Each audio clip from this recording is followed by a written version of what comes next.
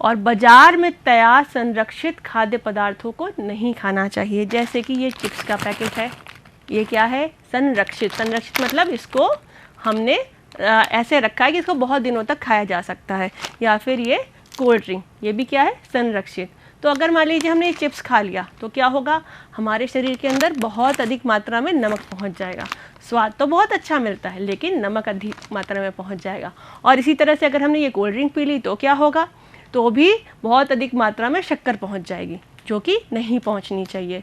तो इस तरह के कोई भी रासायनिक पदार्थ वाले जो तत्व, जो भोज्य पदार्थ हैं जो मार्केट में मिल रहे हैं, को बहुत कम खाइए, हो सके तो ना खाइए। तो इससे क्या होगा, हमारे शरीर को हानि नहीं पहुंचेगी।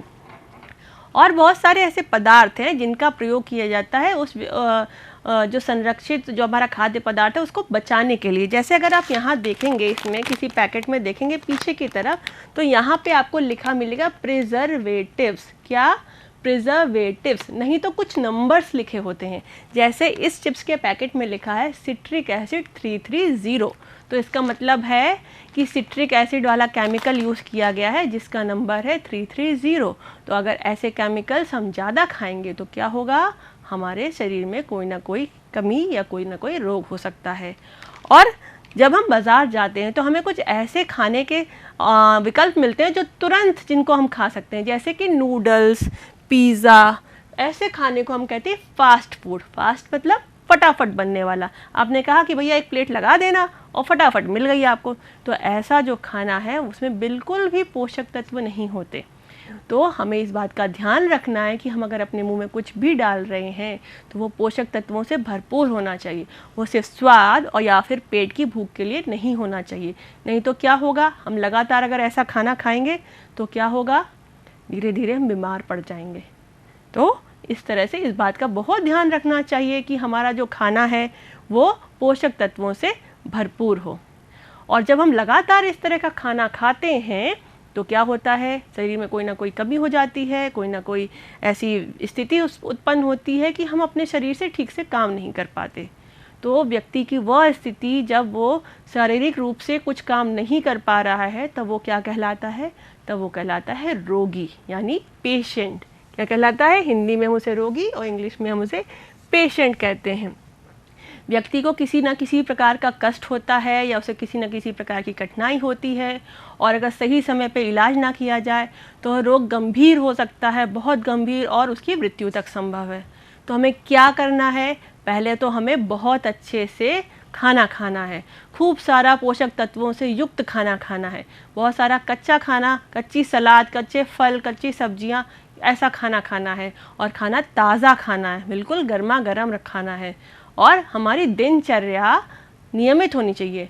दिनचर्या का अर्थ क्या हुआ कि सुबह से जब हम उठे तो सही टाइम पे उठ जाएं, सही टाइम पे हम नहा धो लें, सही टाइम पे नाश्ता कर लें, सही टाइम पे पढ़ें, फिर सही टाइम पे लंच कर लें, फिर खेले कूदे, शाम में फिर पढ़े, और फिर सही टाइम पे खाना खाकर थोड़ी देर बाद सो जाएं। ऐसा नहीं होना चाहिए कि आप सुबह उठ रहे हैं, दोपहर तक खाना खा रहे हैं, नाश्ता कर रहे हैं और दोपहर का खाना शाम में खा रहे हैं और फिर रात को 12-1 बजे तक खाना खा के सो रहे हैं। ऐसी दिनचर्या बिल्कुल नहीं होनी चाहिए। इसको क्या कहते हैं, इसको कहते हैं अनियमित दिनचर्या। तो आपकी दिनचर्या कैसी होनी चाहिए, बिल्कुल नियमित, एक नियम के हिसाब से चलनी चाहिए। और हम बहुत सारे पोषक तत्वों वाला हमें खाना खाना चाहिए। अगर हमारे जीवन में ये तीनों चीज़ें नहीं हैं, यानी हम दूसरी खान पान कर रहे हैं, अनियमित दिनचर्या है हमारी, और अधिक पोषण तत्वों की कमी हो रही है हमारे शरीर में, तो क्या हो जाएगा, हमें रोग हो जाएगा। जैसे अगर लगातार हमारे अंदर विटामिन ए की कमी हो जाए, किसकी, विटामिन ए की, तो एक रोग होता है जिसको हम कहते हैं रतौंधी। रतौंधी का अर्थ हुआ रात का अंधापन। ठीक है, तो रात में दिखना बंद हो जाता है। तो हमें कैसा खाना खाना है, ऐसा खाना खाना है जिसमें भरपूर मात्रा में विटामिन ए हो। किसमें अभी बताया था, किसमें था विटामिन ए, गाजर में और आंवले में। तो ऐसा खाना बहुत ज़्यादा खाना है। और क्या होता है, जब हम बार बार ऐसा विषैला, दूषित और हानिकारक खाना खाते हैं तो इस स्थिति में हमारे अंदर रोग हो जाता है। उससे क्या होता है, जब हम ऐसा मुँह में खाना, ऐसा गंदा सा खाना खाया या हमने बिना हाथ धो के खाना खा लिया तो हमारे खाना हमारे पेट में गया और पाचन क्रिया गड़बड़ हो गई और उससे बहुत सारे रोग हो गए, और हम जब ने खाना खाया तो बहुत सारे सूक्ष्मजीवी हमारे शरीर के अंदर चले गए, और अगर सही समय पे हमने उस चीज़ को ध्यान नहीं दिया, हमारा रोग बढ़ता चला गया तो मृत्यु तक हो सकती है। ऐसे कुछ रोगों के उदाहरण हैं अंत्रशोथ, सुजाक, पीलिया, प्लेग, कुकुर खांसी, कोढ़। तो ये सब क्यों होते हैं? गलत तरह के खाने खाने से होते हैं।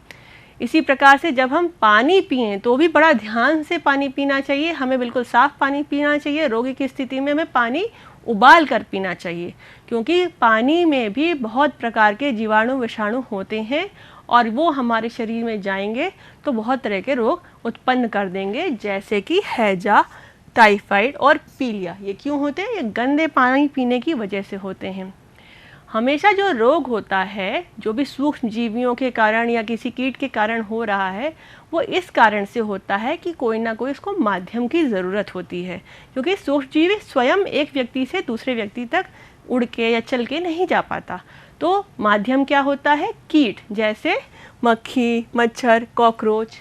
मच्छर से आपको पता होगा मलेरिया होता है, मच्छर से ही डेंगू होता है। तो मच्छर एक व्यक्ति से दूसरे व्यक्ति को मलेरिया या डेंगू जैसी बीमारी देता चलता है। और इसी प्रकार से जैसे चूहा है, छछूंदर है, ये भी बहुत तरीके की बीमारियां फैलाते हैं। और ये जल में भी देखिए, ये इसके अंदर आपको ये हरे रंग का डॉट और ये पर्पल कलर का डॉट दिख रहा है ना, ये बैक्टीरिया हैं। तो अगर ऐसा दूषित जल हमने पी लिया तो भी इससे बहुत तरह की बीमारियां हो जाएंगी।